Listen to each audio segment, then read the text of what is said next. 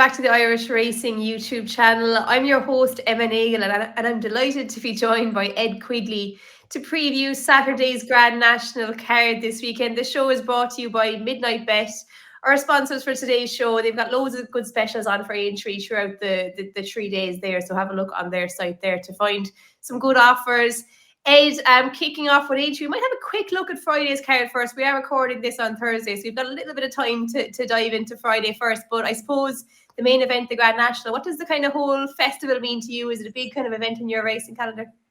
Yeah, hi Emma. Hi everyone. Yeah, as you say, it's a much more relaxed feel to Aintree than there is to the hype and the tension around Cheltenham. Once it gets to Aintree, say much more kind of party vibes on and off the course, I think it's fair to say. But we have got some absolute cracking contests, haven't we? So 3 days of quality action. I suppose if you're looking at it from a betting perspective, the biggest issue, which comes up every year, is if you're backing a horse who's run at Cheltenham, yes, they may have the best form coming into it, but can they back it up just the 3 weeks later? That's always the way in. We'll move on. Saturday's card is our main focus, and we'll get cracking straight into it. I think we'll probably start with the National. We want to dedicate the most time to the biggest race on the card. Look, a race that brings the eyes of the world, I suppose, onto horse racing, and this is a renewal, I think, which is worthy of all those eyes. It's a really high-class renewal. Got the declarations in this morning, a full field of 34 and no major deflections. I think all of the intended runners have shown up here. No big shocks. All the big contenders are up there. Stumptown, Oroco, Aya Maximus, Intense Raffles, Hewitt, Fanillier, Percival, Galloir, Milel Kakuna, they're all up towards the top of the betting. Stumptown, market leader at the moment, obviously, cross-country winner at the Cheltenham Festival. Interesting, Gavin Cromwell reaches for the first time blinkers, the first time cheek pieces did the trick at Cheltenham, and they're trying a new bit of headgear here as well. Oroco leads the British Challenge, Aya Maximus last year's winner. Ed, this is a really, really high-class renewal of the National. Obviously, there's been loads of changes, and it's kind of drawn a different type of horse, I suppose. These are all, I suppose, horses who wouldn't be totally out of place in a Gold Cup picture, I suppose, showing up in the top kind of 5 or 6 or 7 or 8 in the betting this year. What's your kind of overview on the National, I suppose, to get us started? Yeah, I think you're spot on. Sounding grumpy and old, and it's a bit of a cliche now, but it's not the race of old, but it's not. The fences are smaller, they go quicker, smaller field, and as a consequence, yes, it is. It's more of a test of class, and that is reflected by the amount of 155 rated plus horses we've got in here, and by the amount of Grade 1 winners we've got in here. You should say that the days of a Foyne-Avon or something silly happening, I think they're long gone personally. And in a way, even though I'm going to contradict myself in about 5 minutes' time, because I've got kind of 3 fancies for the race. One of my fancies is trump card is his jumping, which again, if you could actually put him back in a time machine 50 years ago, he would have almost been better. It would have been his advantage 50 years ago in that style of race. Here, I think, it's still a jumping test in inverted commas, but it's nowhere near what it used to be. And especially on the second circuit, once they've smashed off the loose tree cuttings, you've got fixed brush hurdles, haven't you, for the second circuit? So it's a wonderful spectacle. It's a safer spectacle. Looking forward to it immensely. And it's going to be 20 degrees. There's going to be 100,000 sunburnt punters, and hopefully we don't get our fingers burnt in the race, Emma. Hopefully not. Like I said, Stumptown's market leader. You think he's the right one there at the top of the betting? Obviously, good win in the cross country last time. I suppose it's not too dissimilar a test. We saw Tiger Roll taking that route plenty of times in years gone by. Yeah. I suppose, look, I kind of get the feeling we don't really know how good Stumptown is. He obviously loves this kind of a test as well. And, he's improving, I suppose, even still over these obstacles, or these type of obstacles, I suppose. Yep, he is indeed. It's hard to argue with that. I mean, it's a career best season, isn't it? My biggest worry is I thought he was running on fumes at the end of the cross country. He looked absolutely shattered. I thought he really did. Gavin Cromwell saw his interview yesterday. He said, it won't be the fences, it won't be the class, it won't be the ground, it won't be anything that beats him other than has he left his race at Prestbury Park 3 weeks ago? Because he was a tired horse that night. Took a couple of days to come back to himself.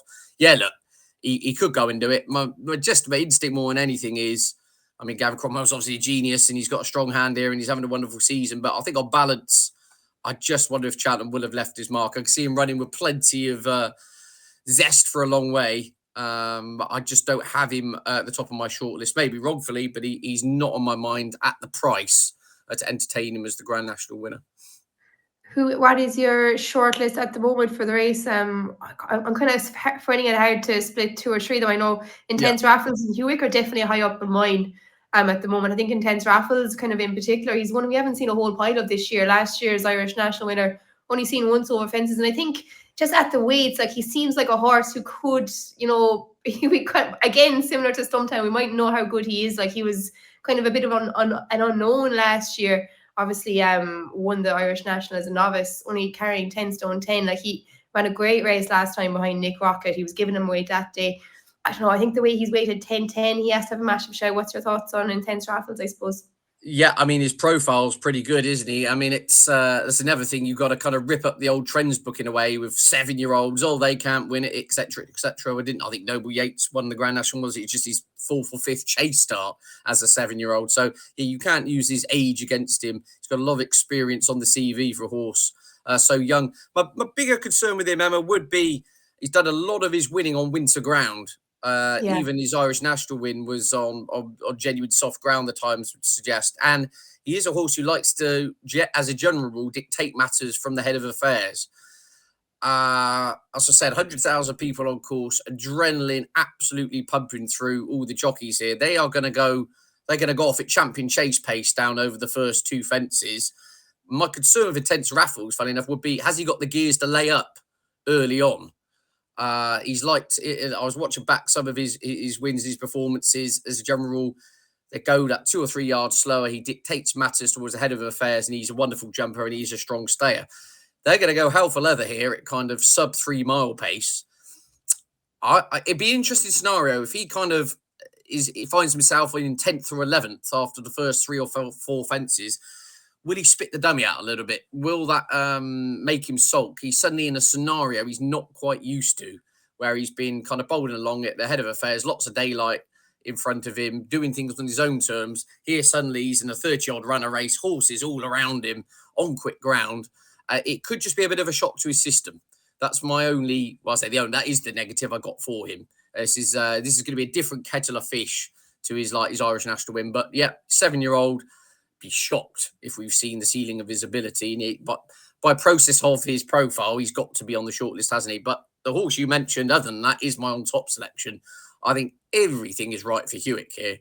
If you were going to design a race for Hewick, or if you were going to drum up the Grand National conditions right for Hewick, you've got them, haven't you? The sun's out. Horse loves a bit of sun on his back. Underfoot conditions. It's watered good to soft. No excuses from that point of view. And he's a Grade 1 winner here in a handicap. He's a King George winner. And, he wasn't a King George winner 6 years ago. You're talking, 15 months ago, he won the King George or there or thereabouts, whatever. He is a class act. He loves the ground. Gavin Sheehan's back on board. Obviously, it was absolutely crazy scenes when he won the King George. And Gavin Sheehan famously saying, well, if it was any other race other than the King George, I would have pulled Hewick up as they turned into home straight. But see, it was stamina that won him the day that day. He's not your archetypal King George winner in the sense of like a Banbridge, would he get 3 miles, etc. I think it was in spite of 3 miles that Hewick won the King George. He stays. He's got winning form over 3-5. I think just everything's right for him. He's a Grade 1 winner in a handicap. And coming back to my initial point about jumping, he's a safe jumper without being exuberant or lavish. And I think he is a horse who's much better suited to this type of Grand National than the days of Mr. Frisk or beyond, etc. I think he'll be. I just think he's got everything in his favour. Personally, be very disappointed if he couldn't. If it, with no in-running tomfoolery and a clear round, I'd be very disappointed if he was out of the frame. Put it that way. So yeah, Hewick is my. I prefer him to Intense Raffles, and he is my on top selection. Yeah, I totally agree with the full case you made for Hewitt there. I won't repeat everything you said, but like you said, conditions perfect. The way he jumps, I think, yeah, could be key. He can kind of bust through a fence, and you can do that over these new fences in the national. They can kind of fall apart a bit, I suppose, in Yeah, front of him. And he's quite smart. Like if he kind of figures that out early on, he could make real advantage. That he's a small kind of manippy horse, not totally dissimilar to Tiger Roll, I suppose, yeah, in a way. And yes, like you said, grade one performer. yeah, Like even I know you mentioned the King George, but like watching his run behind Fast or Slow and Gallopin Des Champs at the Punchestown Festival last year, like if anyone kind of questions Hewitt's ability as being a proper Grade One chaser, I'd just say watch that race back. Like that was a brilliant performance this time last year. Like I said, this time of year, perfect for him, spring ground. Yeah, maybe intense raffles, a bit of rain probably would suit him better, which would maybe sway you back towards Hewitt a bit more. I know you were kind of mentioning the race has changed, and I do agree. Like I'm kind of more concentrating up towards the ones that at the top of the market, but still, everyone kind of likes to have a bit of a look at something at a bit of a price in the national as well. And just one I picked out, I think Manila Endo looks way too big a yeah. price for Henry and Rachel there, 33-1. Henry's horses, I suppose, maybe not flying throughout the winter, but definitely bounce back at Cheltenham. And Henry, they're always very dangerous at these spring festivals, aren't they? Like he was third in this last year, behind I Am Maximus, but Yeah. meets. I think they were meeting up level weights that day. He's meeting on much better terms this time. We haven't seen a whole pile of him this year, only once over the fences. He ran in the Boyne Hurdle last time, which is normally a pretty solid route for a contender going towards the Grand National. I think similar to Hewitt, like nicer ground, springtime. He goes well fresh as well. I think Milanendo 33-1. For anyone wanting to have a small each way bet with a few extra places, I think he's going to run a fairly solid race with a bit of luck. We know he likes the fences. Grade one performer, obviously Gold Cup winner. Back in the day, he's maybe a bit past those days now, but still a really talented horse. So I think Milanendo at a price for me. Ed, did you have anything at maybe a bigger price as well?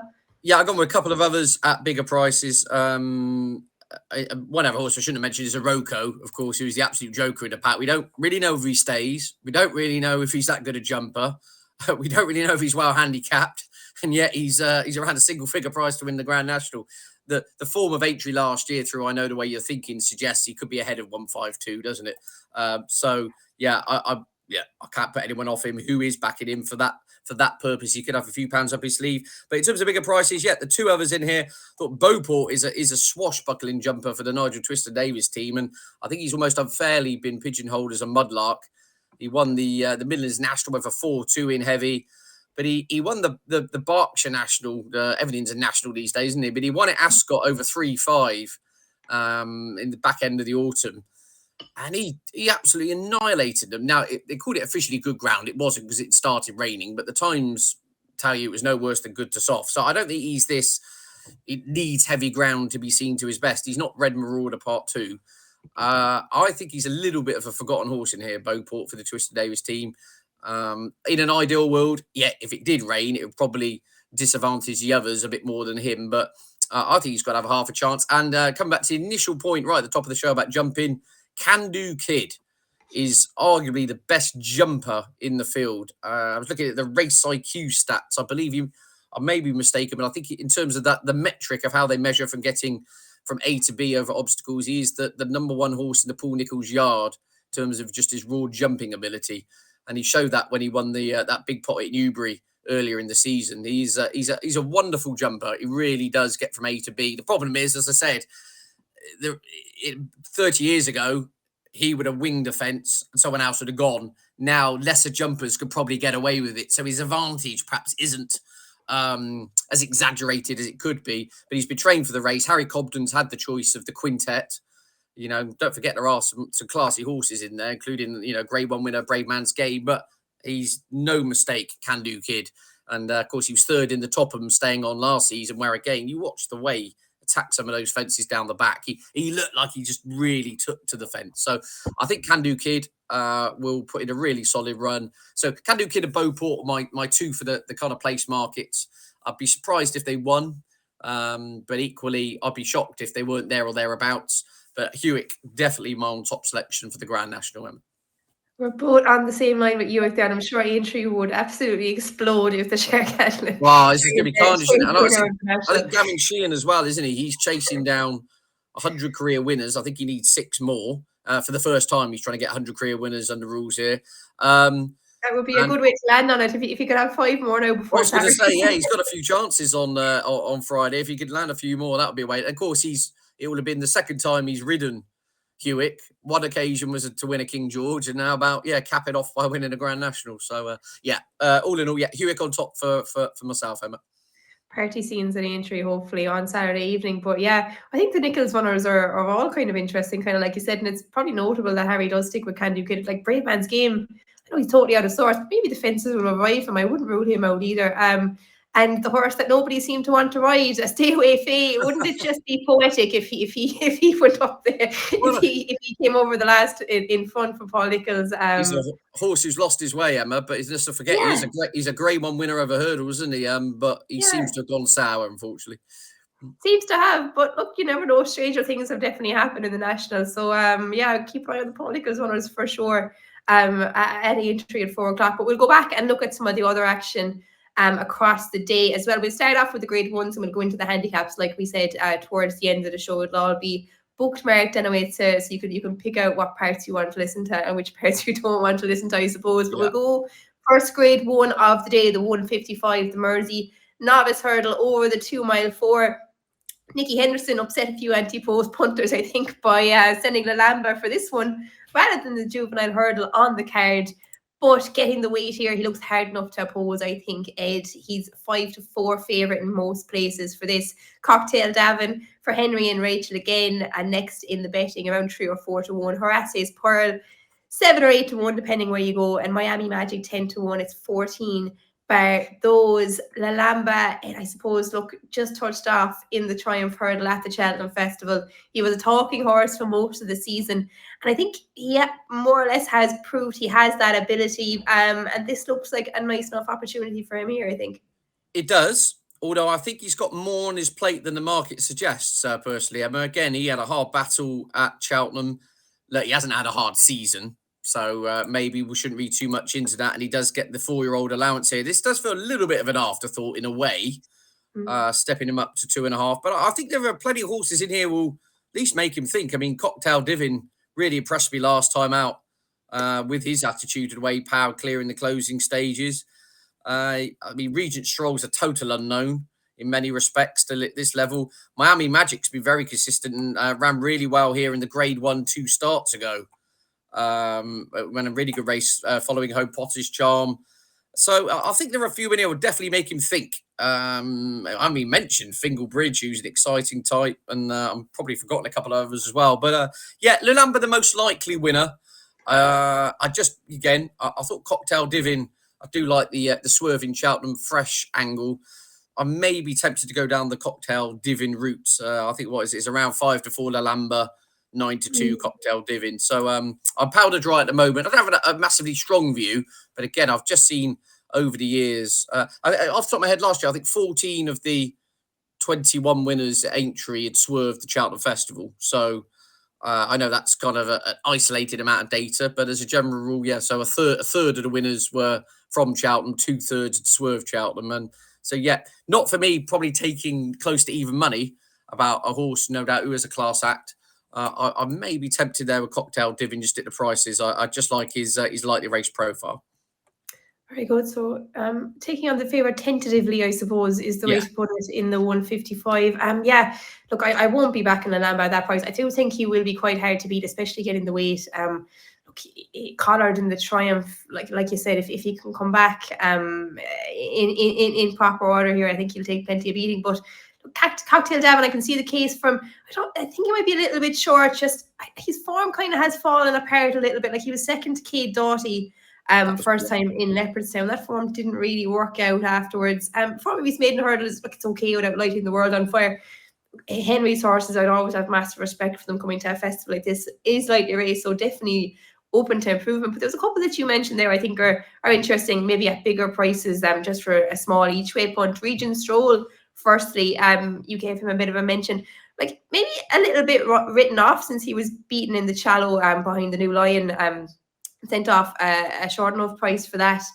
But the form of that hasn't worked out too badly since. Next time then Fingal Bridge, who he opposes today, got the better from an Exeter but went out then and put in a good performance at Wincanton. Like, still quite lightly raced, maybe a little bit like Caldwell Potter. Is he being written off a little bit too soon? A big money purchase with a big reputation. The hood on first time. Wouldn't be surprised to see him running a massive race. But the one I'll probably have a bet on myself is Fingal Bridge, who got the better of Regent Stroll in Exeter last time. I think kind of tying the form back to Regent Stroll beat Good and Clever, I think, in his maiden hurdle. And Good and Clever actually went to the DRF in February and ran quite a good race, I thought, behind Kopek to board. So I don't know, kind of similar to what you're saying. I think maybe the form of some of these English contenders is a little bit stronger than what the market is suggesting. And I just think kind of collateral for him with Regent Stroll and Good and Clever. This Fingal Bridge, lightly raced, obviously has plenty to improve upon on ratings with Lombard. Like on ratings and giving the weight away, you'd say he has no chance. But lightly raced, hasn't done anything wrong so far. Maybe worth a small punt to 25-1 each way. Ollie Murphy and Sean Bowen. He hasn't done anything wrong. Unbeaten over hurdles. I think he looks like a horse who's going the right way at least, and could be a bit better than his price suggests in this one. So a small each way bet on Fingal Bridge in that one. For me, we'll go on to the next grade one of the day, the 305, the Liverpool Hurdle, over the 3 miles, and we've got Tiupu on a kind of a comeback mission, I suppose, after being beaten in the Stairs Hurdle at Cheltenham. Was plenty of people's bankers at the Cheltenham Festival, but was beaten by a colour mate, I suppose. Bob Ollinger got the better of Tiupu that day. Kit's Brood is a really, really interesting contender here. Lightly race sword from the Willie Mullins stable. Home by the Lee, who was out of luck completely at the Cheltenham Festival, comes back here to take another bite at the crown again. The Wallpark, another one from the Gordon Elliott team. And strong leader for Ollie Murphy. Gunny May Boy as well, another one of the shorter price ones, was a winner of a handicap hurdle at this meeting last year. This is a really interesting race, I think, Ed. Firstly, Tiupu, I suppose didn't do much wrong at Cheltenham despite getting beaten, but he's got a strong challenge here against him, I think. Yeah, I don't like him at all. Don't like him at all in this. Yeah, I'm surprised they're coming here, to be honest with you. I thought they might wait for Punchestown. The ground's going to be quicker than ideal. I'm not sure this proper speed test of Aintree is going to be ideal for him. A hard race at Cheltenham. No, not for me. I think the top of the market here is a bit strange as well. I mean, Kitzbühel, however you pronounce, Willie Mullins' runner, is thoroughly unexposed. But, you know, he's a 5-year-old up to 3 miles who last ran over 2 miles, and his raw form. I mean, again, it's like, say, if you didn't know he was trained by Willie Mullins, well then, yeah, Willie Mullins is a very good trainer, hence why he's the price he is. But the point remains that his actual raw form isn't magic, did he? He beat 129 rated Break My Soul, albeit comfortably last time out, and then he had 10 and 11-year-olds, Beacon Edge and Sir Gerhard in behind. He's suddenly thrust in here as a 4-1 poker there or thereabouts to win over 3 miles on his first attempt. Instinctively, I just think, again, maybe we're going a little bit over the top towards the top of the market. I think Strong Leader is a massive price, personally. I think he should be favourite, more or less near favourite. Won the race last year. Career form figures at Aintree of 1, 2 and 1. He loves Son on his back. He comes alive at the venue. He's not a Cheltenham horse. I think we've kind of seen that now. He's run okay in defeat there before, but he's also run a lot of stinkers. This is very much his home turf, if you like. Now, I suppose you've got to temper it by the fact I can happily ignore the run at Cheltenham last time out behind Gower Road. Okay, it wasn't that bad finishing 4th. The race the time before in the long walk would be the bigger worry when he trailed home last at Ascot, but by all accounts his wind had gone. He's had wind surgery, and then I thought we saw enough evidence on satisfactory soft ground at Cheltenham to suggest, right, that's fine, that issue's cleared up. I think he'd be much better back here. He just loves Aintree. He's very much a horses for courses animal. And again, you look at some of the horses he beat in this last year, the likes of Monkfish, Florin Porter, Hewick. He had Crambo absolutely beating the distance. I think, he's a major, as an each way player, I think he's 13-2 or there or thereabouts. I think he's a massive price myself. So, Sean Bowen on board, right out of his skin. My strongest fancy on the Saturday would be Strong Leader each way in the Liverpool Hurdle.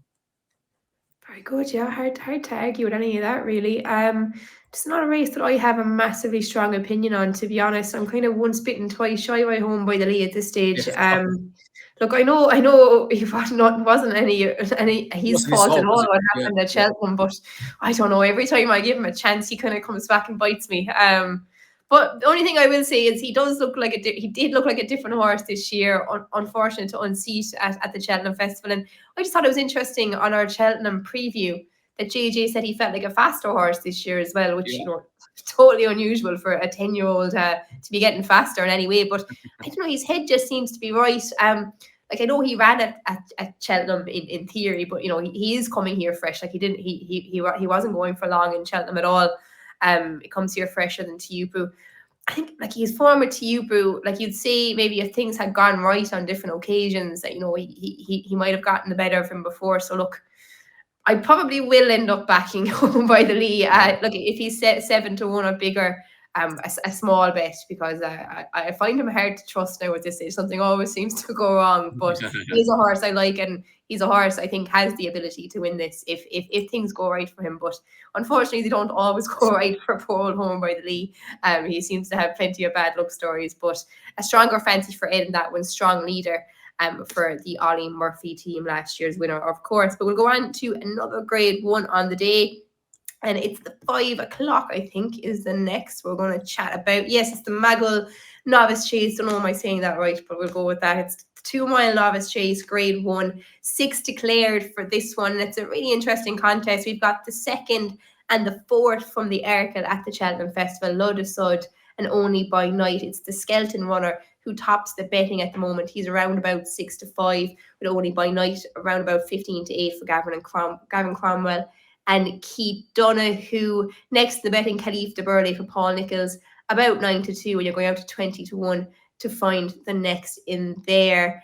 It's interesting, Ed. I was maybe slightly surprised to see Lud Sud shorter than the Cromwell filly in this one, but I suppose first time cheek pieces, you'd have massive respect for Dan Skelton at this meeting. What's your thoughts on this? Yeah, I mean, obviously there's not a lot between them on the Arkle running, which was one of the most bonkers races of the festival. Well, at least it was for about half an hour anyway, until the Champion Hurdle was run a bit later on. But yeah, absolute carnage in that with Django Bay. And I thought out of that race, I thought Load of Sud perhaps was the one horse you couldn't have made much of an excuse for.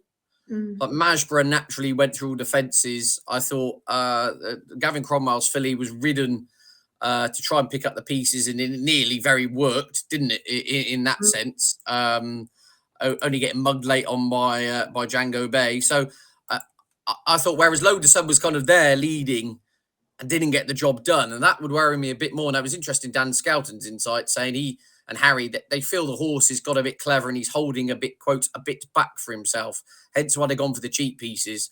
They think the ability's there. They've just got to keep his mind on the job a bit. So that would worry me slightly, reaching for the cheap pieces already, given how relatively lightly raced he is as a chaser. I wondered if, again, the freshness angle, but Khalif de Burley, is interesting connections of obviously Load of Sud and Khalif de Burley, same owners, decide to roll the dice here with this horse who, I mean, the race at Sandown was the Cigars, wasn't it? That was just all wrong for him. He stepped up to 2.5 for the first time on absolutely bottomless ground. He was keen. His wheels were spinning, I thought, on that surface. He wasn't enjoying the trip. He wasn't enjoying the ground. I don't think he particularly liked Sandown. I think he's a much more interest here going back this way round. Comes here fresh. Funny enough as well, I mean, on official ratings, he's not actually the assessor clearly rates his previous victories because he is officially the second highest rated horse in the field, more than Gavin Cromwell's mare. So I don't think he's got masses to find, and the official ratings would suggest that. Obviously, he was 4th behind Handstands and Django Bay. That's very smart form. The form of his Cheltenham win on New Year's Day, albeit in handicap company off 141. But Vincenzo's come out and won against since, and I just think he's on an upward curve. I wouldn't say he's forgotten about. I mean, he's third favourite, but at 9-2, I would definitely chance him coming here for Nichols ahead of the two horses who had an absolute I mean, it was a really hard race in the Arkle, wasn't it? And Paul Nicholls has made no secret about the fact he's trained so many horses for this meeting. So you've got to bear that in mind as well. Yeah, 9-2. I don't think Caliph de Burley is necessarily the best horse, but he might be on the day. If you see what I'm saying. I think everything could be absolutely spot on for him. So he gets a nod from me, Emma, at 9-2. Very good. I'm probably going to lean towards the Cromwell mare here myself. Kind of like you've kind of made the case about the Arkle there. She was ridden to pick up the pieces, I suppose. I think she's like a really quick mare. I was surprised they were considering going for the mare's chase. To be honest, I think she looks probably an out and out 2 miler. Great jumper. Yeah, I was in Cork the day she won. That was Hittyway Chase Day, and I just thought she was so impressive. She showed such a good turn of foot that day. Maybe it wasn't as impressive at Exeter next time, but I thought she ran really, really well in the Arkle. And just the way this could be run, like it'll be quite tactical. Keith Donoghue, I'd imagine again, will wait and try and pounce with her. And I'd say she could take a bit of beating here over the 2 miles. I'd say maybe if they kind of underestimated her a little bit in the Arkle. They were kind of maybe waiting and seeing what would fall apart. It did fall apart at the end, and she nearly got up in time. But yeah, I think she's a class act, and I'd be strong enough on her now, to be honest. I think she's maybe not getting the recognition she deserves. Rated 150, getting the £7 should put her right there. Yeah, so I'm fairly strong on Only by Night here for Gavin Cromwell and Keith Donoghue. But that's all the grade ones wrapped up on the day. We've got a bumper and a couple of handicaps just to give a quick mention to. We're running a bit late on time, so we'll just do a flying visit to them, I think, Ed. Okay, I'll go to you first in the handicaps or bumper. What's your fancies on Saturday? Yeah, leave out the bumper. I've got no view on that. Watch a brief, but I've got quite a strong fancy. The opening race in the it's the 3 mile, extended 3 mile handicap. Bill Joyce for the John Joe Neal team would be my fancy in here around the 10-1 mark. Bill Joyce represents yard who have had a bit of an in and out season, no denying that. However, he's been aimed at this race. They deliberately swerved the Albert Bartlett, and they've gone into handicap company here. He's off 136. I think he can have a lot more to offer off that mark, personally. Stepping up to 3 miles for the first time. His pedigree suggests there should be even more the further he goes. And I think we could see a horse who proves beyond that rating now tackling 3 miles. His form of when third to the New Lion doesn't look too bad now, does it? From the Shallow Hurdle when placed in a grade 1. And all in all, I just think the overall makeup of this horse shows that he could be better than 136. So as you say, you've gone from third to New Line in a grade 1 to a handicap hurdle over a trip, which should suit him. So this lightly raced 6-year-old, I think, should go very well with the first time tongue tie. Very good, very good. I had a bit of a selection on this now. I'm probably not as strong as your one. It won't be my best of the day, but just looking back at the Pertemps, so we've got the second and third from the Pertemps lining up again here. I think they're the top 2 in the betting, but I wouldn't be surprised to see Catcham Derry reversing form with Jericho de Rapine. Dan Skelton's record in this race is brilliant. He's won 3 of the last 5 renewals of this handicap. And Catcham Derry, I don't think he's still massively overexposed over hurdles after 10 runs. Thought he was really eye-catching, and the Pertemps kind of came from behind. He was held up, and he just couldn't reel in the front 2. He meets Jericho de Rapine on £3 better terms than what they met at Cheltenham as well, which will help pull them a bit closer together as well. It's more of a tentative selection for me, more so than your quite strong fancy for Bill Joyce. But I just think Catcham Derry should be right up there in the mix anyway for the Skeltons. That one. So will we wrap up the handicaps there, Ed? You're happy enough? You've no major fancy in the 5 o'clock? No. Bill Joyce in terms of the rest of the card on the Saturday. Perfect stuff. So Ed, before we go, I'll ask you for your nap of the day. I have a feeling it might be Bill Joyce, but we'll try and get one out of here. I think probably Hewick in the National sounds like it'll be up there as well. You're nearly there. You've got this. Yeah, I'll give you 3 then. So Bill Joyce each way, Hewick each way, but strong leader in the Liverpool Hurdle. Last year's winner. I think he can do it again. Everything's in place for a massive run. So they're my 3 each ways for Saturday. Very good, very good. I'm gonna go similar to you. I think Hewick and Intense Raffles might be my 2 big ones in the National. I like Millenendo at a price as well, and I'm really keen on Only by Night as well for Gavin Cromwell in that 2 mile novice chase as well. But it's all about the national, I suppose, and we're both pretty keen on UIC as well. So hoping for a Shark Cannon party on Saturday evening. Thanks everyone for tuning into the show. Hope you enjoyed it, and I hope we found a couple of winners for you throughout as well.